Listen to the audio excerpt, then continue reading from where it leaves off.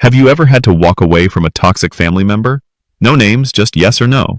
She held up that ridiculous little bottle like it was a damn Olympic medal, like she'd spent years in a lab perfecting it instead of repackaging the same peppermint lavender nonsense with a different sticker every 6 months. Ashley just hit diamond rank.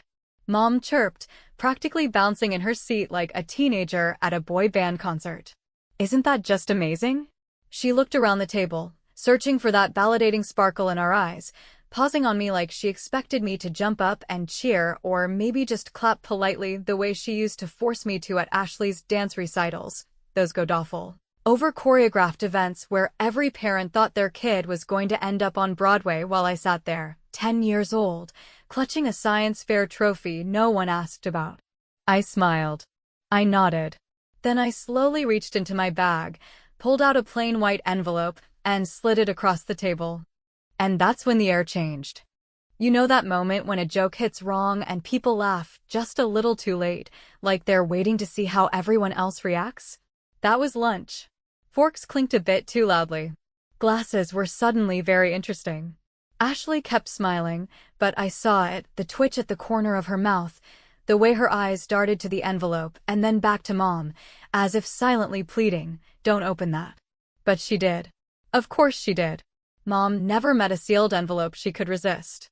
And the second she pulled out the papers and saw that NASA letterhead, her entire expression shifted, like she'd just walked into church and realized she was in the wrong pew, wearing the wrong dress, and Jesus himself was watching. But I'm getting ahead of myself. Let's back up to the start of the day. Sunday lunch has been a ritual in our family since I can remember: roast chicken, mashed potatoes, green beans that taste like disappointment, and the usual side dish of forced smiles and passive-aggressive jabs. I hadn't been to one in almost 2 months, partly because of work and mostly because I got tired of nodding through another celebration of Ashley's Instagram-based empire of overpriced oils and motivational bull. But this time, I showed up hair washed, dress clean, envelope ready. I didn't come to start a war. I came to end one. Ashley was already there when I arrived, of course. She always comes early to help set the vibe, which in her world means arranging her sample display on the sideboard like it's a boutique shop and making sure her phone is angled perfectly to capture her vegan carrot cake in natural light. She wore one of those silky blouses that look expensive until you touch them and realize they're 98% polyester and 2% delusion, and she had that glazed, performative smile she reserves for her team Zoom calls and family events, where every conversation is an audition and every reaction a currency. Mom fluttered over to me with a quick hug that smelled like white diamonds and judgment. "Liv, sweetie, so good to see you. You look tired. Work must be really keeping you busy." Translation: you look plain, and we all know Ashley's the pretty one. I gave her my best polite smile, the one I've perfected over years of being the invisible daughter, and told her work was going fine. She didn't ask what I was doing. She never does. Because if I wanted her attention, I should have learned to contour and yell about manifesting abundance on TikTok. We sat, we prayed, and then the show began. Between bites of overcooked chicken and too sweet iced tea, Mom launched into her usual praise-a-thon about Ashley's latest essential oil milestone. She didn't even pause to ask how my job was going, probably because she still didn't understand what I did. Systems engineer might as well be refrigerator elf to her. But diamond rank? Oh, she knew that one. That came with a pin and a tote bag and, apparently, the admiration of every family member too scared to call it what it is: a pyramid scheme with prettier graphics. Uncle Mark clapped like Ashley had just cured polio. Aunt Deb asked if she could still get the peppermint foot rub bundle. Even Dad, quiet as always, gave a half-hearted "that's nice" Ash, though I could see in his eyes he was somewhere far away, probably wishing for a beer and a game.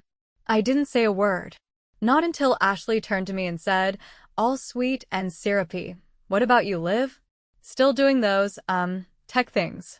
Like I fixed printers at Office Depot instead of leading a cross-agency project with 3 government contractors and a grant from DARPA. I could have played it like I usually do, shrugged, mumbled something vague, let the moment pass. But not this time. This time, I reached into my bag and pulled out the envelope. Plain. White. Unassuming. The kind of envelope you only notice when you realize what's inside is going to change the whole damn room. Mom took it. She didn't even hesitate. Slid her thumbnail under the seal like she was opening a birthday card. And when she pulled out those pages, 8 crisp sheets with my name, my project title, and that unmistakable NASA insignia, she blinked. Once. Twice. Then she did that thing she always does when she's trying to process something that doesn't fit her version of reality. She looked for Ashley's reaction before forming her own. Ashley went still. Smile frozen. Eyes on the page like it might start speaking in tongues. Wait, Mom said finally. This is real. And just like that, the table turned. I didn't gloat. I didn't need to. The silence was louder than anything I could have said. My cousin stopped eating. Aunt Deb's fork hovered midair. Ashley made a weird laugh-snort sound and muttered something about government jobs being so stable. And I just sat there, sipping my tea, letting the moment breathe. Because sometimes, revenge isn't about fireworks. Sometimes, it's about letting the truth sit long enough for everyone to taste it. And let me tell you, by the time dessert came around, it was the only thing anyone could swallow. The moment Mom's fingers gripped the edge of that NASA letterhead, the temperature in the dining room dropped by several degrees, not physically, of course, but emotionally, like someone had cracked open a window in the middle of January and let in a gust of sharp, uncomfortable air that made everyone straighten up in their chairs and glance at one another without making full eye contact. It was the kind of silence that doesn't feel peaceful or respectful but rather suspicious, like the hush that falls over a poker table when someone lays down a royal flush and no one's quite ready to believe they've just lost. She didn't speak right away, which for my mother is a feat in itself, because usually she reacts to anything good, bad, neutral, with a running commentary and a tendency to compare it to either a sermon she once heard or a story from the neighborhood. But this time, she just sat there, mouth slightly open, reading the first few lines of the contract like they were written in ancient Greek, and, maybe to her, they might as well have been. It wasn't until she reached the section with the words Lead Systems Architect and Classified Propulsion Technologies in collaboration with NASA Ames Research Center that her lips started to move, silently, like she was trying to pronounce the words as she read them, hoping maybe saying them out loud would help them make more sense. Ashley, meanwhile, had shifted from her faux confident lean against the table to a more upright, slightly panicked position. Her hands clasped tightly together in her lap, like she was trying to physically hold in whatever sarcastic comment was bubbling up in her throat. She looked at me, then at Mom, then back at the contract, and for a moment I saw something in her eyes I hadn't seen since we were teenagers, and I caught her reading my old calculus notes the night before her math final. Panic laced with a hint of envy so sharp it could cut glass. I don't understand, Mom said finally, and even though the words were simple, the tone was anything but. It wasn't the confused curiosity of someone genuinely trying to learn something new. It was the strained, defensive tone of a person who feels like the world just flipped upside down and is scrambling to reassert control before anyone notices she's lost it. It's a government contract, I said, my voice calm and measured, though my hands were slightly trembling under the table, not from nerves, but from years of having to shrink myself just to survive these moments. They brought me on for a deep space propulsion project. We submitted the prototype last year. This is the finalized agreement. It's going to be public next quarter, so I figured it was safe to share now. Ashley let out a quick, sharp breath, almost a laugh, but not quite. That's cute, she said, forcing a smile that didn't quite reach her eyes. So what, you're like, building rocket ships now? There was sarcasm in her tone, sure, but underneath it I could hear the unease, the growing realization that this wasn't just a job title or some vague career update she could ignore. This was something real. Concrete. Something that couldn't be overshadowed by her latest Instagram live or another shipment of bergamot-infused bath salts. For the first time in years, I had taken up space at that table in a way she couldn't talk over or minimize, and it rattled her more than she wanted to admit. Mom tried to recover quickly, as she always did when faced with a reality that didn't align with the narrative she'd built in her head over the decades. "Well, that's wonderful, sweetheart," she said, the word wonderful stretched thin like a piece of taffy pulled too far. "You always were good with those numbers and things. But you never told us about this before. Why keep it a secret?" It wasn't really a question. It was an accusation disguised as curiosity, the kind that made me want to laugh and scream all at once, because the answer was so obvious it hurt. Because I said quietly every time I tried to talk about work, "You changed the subject to Ashley's sales goals or how many people she recruited last week." After a while, I just stopped bothering. That stung. I saw it in the way her face tensed, the way she looked down at her plate like the mashed potatoes had suddenly become the most fascinating thing in the room. For a moment, no one spoke. Even Dad, who'd spent most of the meal quietly pushing peas around his plate, glanced up and met my eyes with something I couldn't quite place: respect, maybe, or regret, or just the acknowledgement that he'd noticed what no one else had dared to say out loud. Ashley, unwilling to let the silence linger, leaned forward and said, "Okay, so you've got your little space contract. That's nice. But let's not pretend it's the same as running your own business. I mean, you still work for someone else, right? You're still just an employee." And there it was, the need to reframe, to twist the narrative until she was still the one on top, the one chasing dreams while I was merely chasing paychecks. It was always the same dance: diminish, deflect, dominate. But this time, I didn't bite. I just leaned back, smiled, and said, "Ashley, you sell oils that smell like Christmas. I build engines that might take humans to Mars. Let's not compare apples to, well, essential oils." Uncle Mark let out a low chuckle that he quickly covered with a cough, and Aunt Deb made a sound like she wanted to laugh, but didn't know if it was safe yet. The air crackled with tension, but also something else: curiosity, maybe, or the beginning of a shift in perspective that none of them had seen coming. I hadn't intended to turn lunch into a spectacle. I really hadn't. But as I looked around the table at the stunned faces of people who'd spent years pretending I was invisible, I realized something deeply satisfying. They saw me now. Really saw me. And no amount of eucalyptus oil or motivational hashtags could undo that. By the time dessert was brought out, a lukewarm apple cobbler Ashley claimed she'd made from scratch, but which still had a Kroger label under the foil, no one was talking about Diamond Rank anymore. The room had shifted, the hierarchy upended, and somewhere deep inside that quiet, chaotic space, I felt a flicker of something I hadn't felt at a family gathering in years. Power. And I wasn't about to give it back. By the time I drove home that evening, the silence of my car felt like some kind of luxury suite after the emotionally claustrophobic three-ring circus that had unfolded in Mom's dining room, where every word carried weight but none of it was evenly distributed, and where validation was doled out like communion wafers, small, dry, and only ever for the favored. I didn't turn on the radio or play a podcast like I usually did. I just drove, hands at 10 and 2, eyes steady on the road, mind churning with a quiet kind of fury. The kind that doesn't boil over but instead simmers at the exact temperature needed to keep your spine straight and your mouth shut until the moment is right to speak again.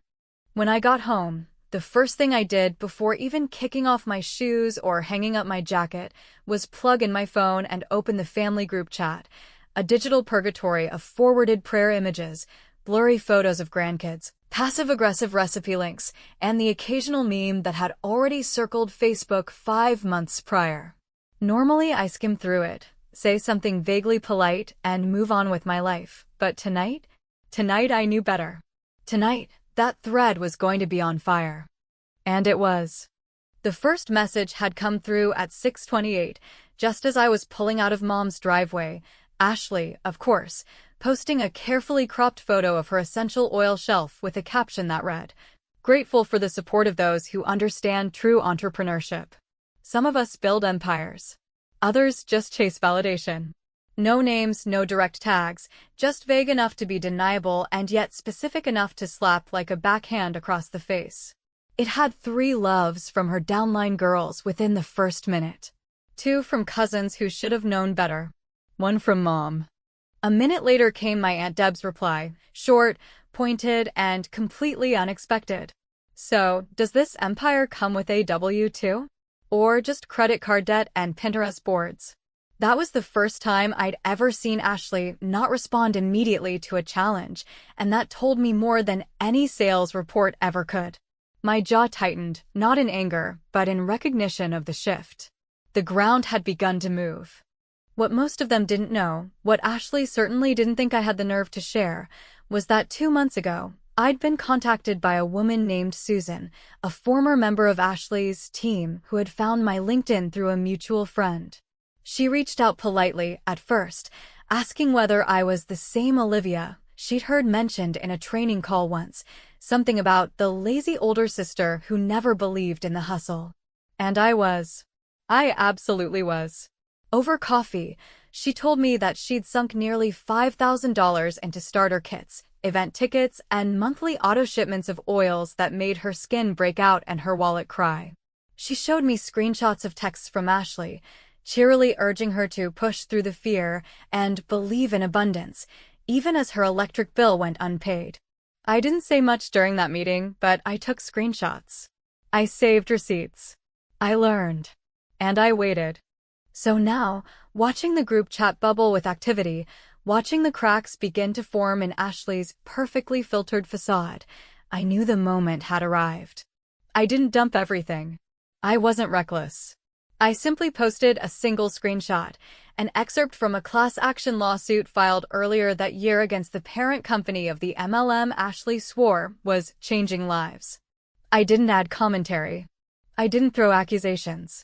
I just dropped it in, quiet and cold, like a well-placed grenade disguised as a link. The reactions came fast. Cousin Rachel replied with, "Wait, what is this?" Aunt Deb followed with, "Didn't I invest in that wellness retreat last year?" "Ashley, you said it was a tax write-off."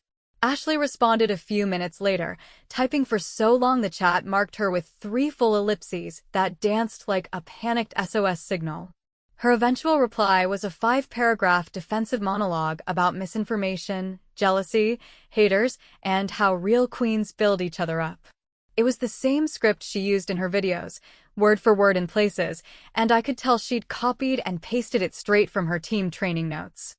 Mom, meanwhile, stayed uncharacteristically quiet. No sweet little doves. No Bible verses. Just radio silence, which somehow made the tension worse. That woman could quote Corinthians at a funeral without blinking, and yet when faced with the crumbling illusion of her favorite daughter's empire, she had no pearls of wisdom to offer. Not even a gif of a teacup. I stared at the screen, my fingers hovering above the keyboard, debating how far I really wanted to push this, because while revenge had tasted sweet in the moment, now it was starting to thicken on my tongue with the flavor of something more complicated. Satisfaction, yes, but also regret or maybe grief. Because I knew what I had done, and I also knew that once certain truths are spoken out loud, you can't stuff them back into silence no matter how hard you try. Then, unexpectedly, a message came from the least likely source, my father. Rick. The man who sat through every lunch in near-complete silence, whose contributions to the chat were usually limited to looks good under photos of casseroles or the occasional thumbs up when Mom posted about Ashley's accomplishments. But tonight, he said 3 words, just 3, and they landed with more weight than all the others combined. She earned it. That was it. No punctuation. No emojis. Just plain text on a white background. But in our family, in that chat, those 3 words felt like a cathedral bell rung at midnight, clear, unmissable, impossible to ignore. Ashley saw it. I know she did, because within minutes her diamond rank announcement had vanished from her timeline. Her profile photo changed from her business logo to a photo of her kids. Her posts shifted tone, pivoting from business to motherhood, like a politician rebranding mid-scandal. That night, I sat on my couch, barefoot and finally breathing, phone screen dim in my lap, and I thought about what it meant to be seen, not for the shine you throw into the world, but for the sweat and dirt that gets you there. For the first time in my life, someone had said it plainly. I earned it. And not even Ashley, with her curated stories and glammed-up grind, could twist that into something smaller. But just when I thought the storm had passed, when I was about to put my phone down and finally relax into the silence I'd carved for myself, another message appeared, this one from Ashley, private this time, direct message, no audience. It said, simply, "This isn't over." And I knew then that while the group chat may have quieted, the war had only just begun. The knock on my door came earlier than I expected, sometime around 8 in the morning. Just as I was pouring a second cup of coffee and trying to decide whether to respond to Ashley's late-night message or pretend it hadn't clawed its way into my thoughts as I lay staring at the ceiling for hours, retracing every word of yesterday's lunch like a lawyer preparing for cross-examination. I hadn't expected Mom to show up, not because she wasn't capable of dramatic gestures, believe me. She was the reigning queen of orchestrated forgiveness and just popping in moments of grace. But because she usually required at least 24 hours to regroup, rehearse her lines, and enter the scene with all the emotional control of a Southern belle who'd just remembered her pearls were in the wrong drawer.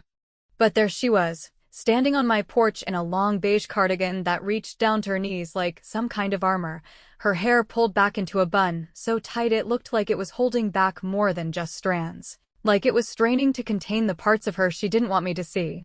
She didn't speak right away, just shifted slightly on her feet, clutching her purse with both hands like a shield, and for the first time in a long time, she looked less like my mother and more like a woman who had lost her place in a story she thought she had written herself. "I thought maybe we could talk," she said finally, not meeting my eyes. "If you're not too busy."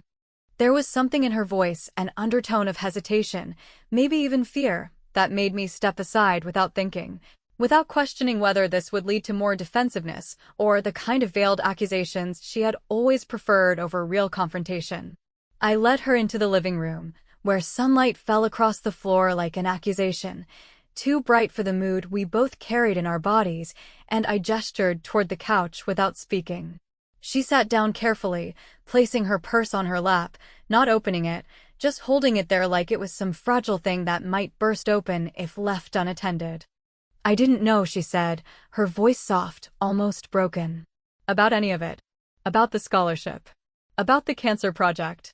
About the grant. The NASA thing." She stopped, swallowed hard, and then added, "You never told me." There was a pause so thick it felt like the room had inhaled, but forgotten how to exhale, and I sat across from her, coffee cooling in my hand, heart neither open nor closed, just still. I could have snapped back with a sarcastic, "You never asked," and a part of me desperately wanted to, but another part, the part that still, foolishly, longed for something resembling reconciliation, held it back, choosing instead to speak slowly, evenly. Because if we were going to do this, I wanted to do it with clarity, not cruelty. "I tried, Mom," I said, the words landing heavier than I intended. "I tried for years. Every time something happened, every time I hit a milestone, I came to you with it. And every time, you changed the subject.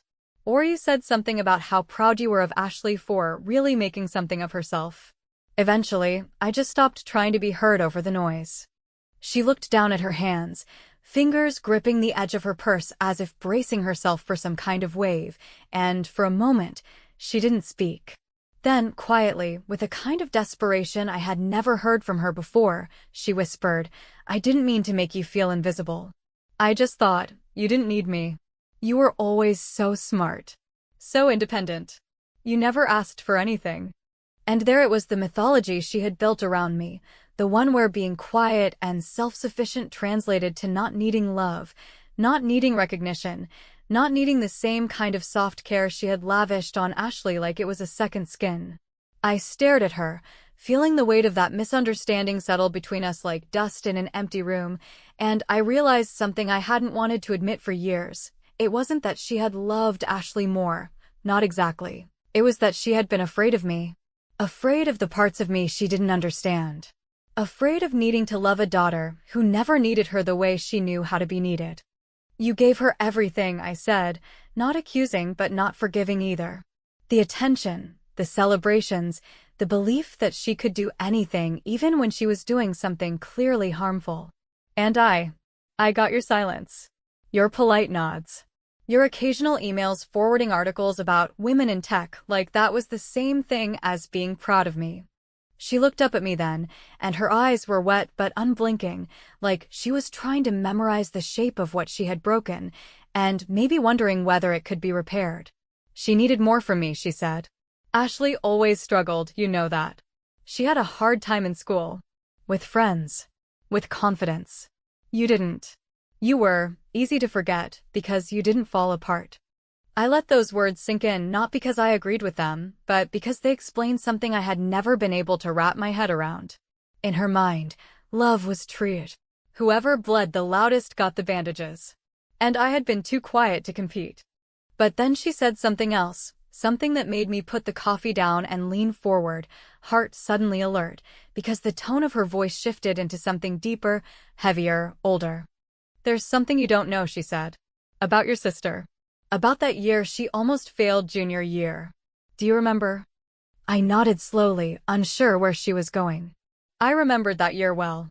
I remembered the tutoring sessions I'd led at night, patiently walking Ashley through equations she barely tried to understand, remembered the way she would scroll on her phone between problems and laugh at texts while I explained derivatives.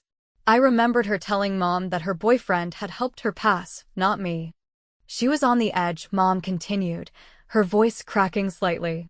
She was going to get held back. But she didn't. Because someone stepped in. And I found out later, from one of her teachers, that it was you. You stayed after school with her. You did her assignments sometimes. You saved her. The memory rushed back like a flood, me, 14, already working 2 grades ahead in math, trying to carry both my own academic pressure and her laziness, like some kind of twin burden. I never told anyone.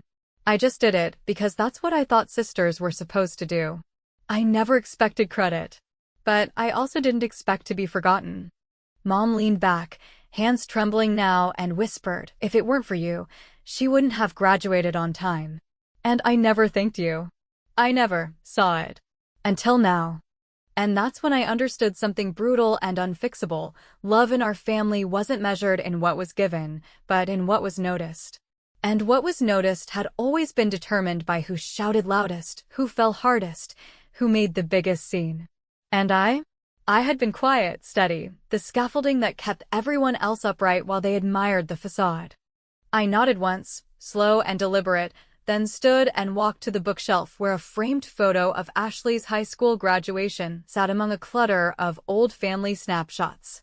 I picked it up, turned it over, and saw my own handwriting on the back. Simple, precise, forgotten. Good luck tonight. You've got this. I didn't cry. I didn't rage. I simply placed the frame face down and walked back to the couch, where my mother sat surrounded by everything she never thought to ask. And then I said the one thing she never expected to hear. I'm done being quiet. The hours that followed my mother's confession moved with the slow, deliberate heaviness of time spent untangling years of denial, like peeling away layers of old wallpaper only to discover the water-damaged truth underneath, ugly, soft, and too fragile to paint over. After she left, saying she needed to lie down for a bit, as though that might somehow patch up decades of favoritism and missed birthdays, I didn't do anything grand or performative. I didn't pour a drink or call a friend to recount every word like a therapist's patient with a fresh revelation.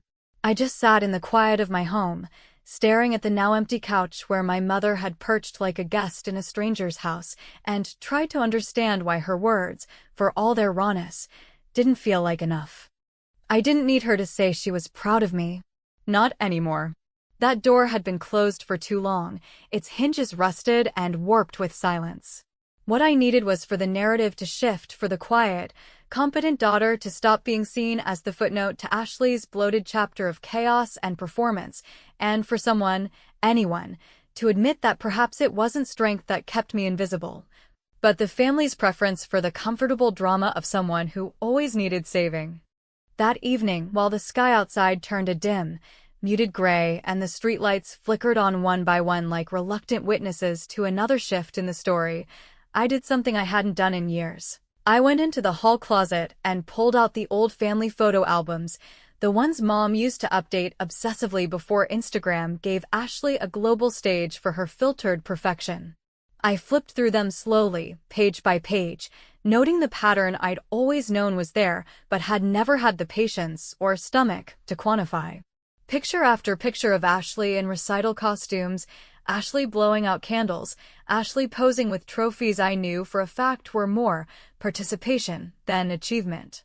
And then, occasionally, one of me, usually in the background, or holding the camera, or in the corner of the frame, blurred by motion or indifference. The difference was almost too painful to be insulting. It wasn't malice, it was neglect so casual and consistent that it had been mistaken for balance. At some point around 9, just as I was debating whether or not to make dinner or let bitterness fill me up instead, my phone buzzed again. Another message from Ashley.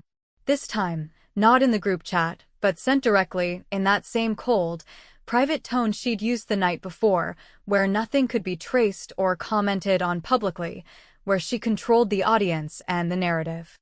It read, "Fine. You want war? Let's go." I stared at it for a long time, not because I didn't know how to respond, but because I finally, truly understood what made Ashley tick, not the oils or the sales or even the cloying mantras about girlboss culture, but the intoxicating high of being the center of conflict. She thrived in chaos as long as it orbited her, as long as she could cast herself as either the misunderstood heroine or the victorious underdog. And now that her image had cracked, just slightly, she wasn't searching for peace, she was hungry for retaliation. But I had no interest in war, not the kind she wanted anyway. I didn't need to win a shouting match or assemble a team of allies to validate me. I had already won by doing what no one expected, standing still while she spun in circles, forcing everyone to finally look at who had been keeping the ground stable all these years. So I didn't reply. Instead, I took my time preparing something deceptively simple, a framed photo, printed from an old hard drive, nearly forgotten. It was a picture I'd taken at the science fair in 8th grade, the one I won with the prototype that later inspired part of my research at MIT. In the photo, I'm not smiling, but I'm focused, head down, wires in hand, eyes on the circuit. No makeup. No stage. Just work. Just proof. I drove to Mom's the next morning early, before the others would think to drop by, and let myself in with the spare key she still pretended not to know I had. The house smelled like cinnamon potpourri and denial. On the hallway wall, just to the left of the kitchen, hung the shrine to Ashley's glory, framed diploma, community college, with a major in communications, wedding photo, now 4 years post-divorce, and a glossy magazine cover from a regional business journal that had since been debunked for featuring paid promotions disguised as articles. I replaced the central frame, the magazine cover, with my photo. I didn't ask. I didn't warn. I just did it. And in that simple act, I reclaimed space. I took what should have been mine, not out of bitterness, but out of necessity. By the time I got back home, the group chat had come alive again. Ashley had posted a vague status on her Instagram, something about betrayal and snakes and staying above negativity. Within minutes, it was screenshotted, shared by 3 cousins, and followed by a question from Aunt Deb, "Liv, is everything all right?" I typed a reply. Deleted it. Rewrote it. Deleted that too. Then I opened a private message to Ashley and typed just one line. "Don't worry, I won't ruin the image. But I'm done being quiet." I hit send and turned off my phone. Because the truth is, no amount of shouting or posturing can compete with quiet, sustained integrity. The kind that doesn't demand applause. The kind that doesn't need a podium. The kind that waits, patiently, for the noise to settle so it can speak clearly and finally be heard.